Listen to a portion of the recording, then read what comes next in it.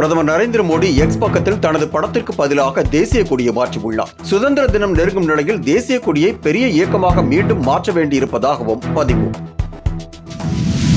தங்களுடைய எதிரிகளுக்கு ஆதரவு அளித்தால் இந்திய வங்கதேச உறவில் விரிசல் ஏற்படும். வங்கதேச தேசியவாத கட்சித் தலைவர் கயேஷ்வர் எச்சரிக்கை.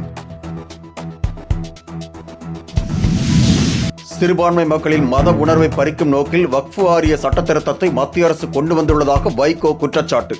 இஸ்லாமிய சிறுபான்மை மக்களுக்கான மனித உரிமைகளை பாஜக ஒழித்துக் கொண்டிருப்பதாகவும் சாடல். காசோலைக்கு சில மணி நேரத்தில் பணம் அளிக்கும் தொடர் சிடிஎஸ் முறைக்கு ஒப்புதல். ஆர்பிஐ தலைவர் சக்திகாந்த தாஸ் தகவல்.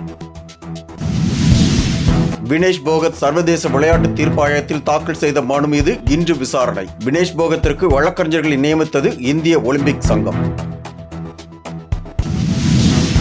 ஒலிம்பிக்கில் வெண்கலம் வென்ற இந்திய ஹாக்கி அணி வீரர்களுக்கு தலா 15 லட்சம் ரூபாய் பரிசு. இந்திய ஹாக்கி கூட்டமைப்பு அறிவிப்பு.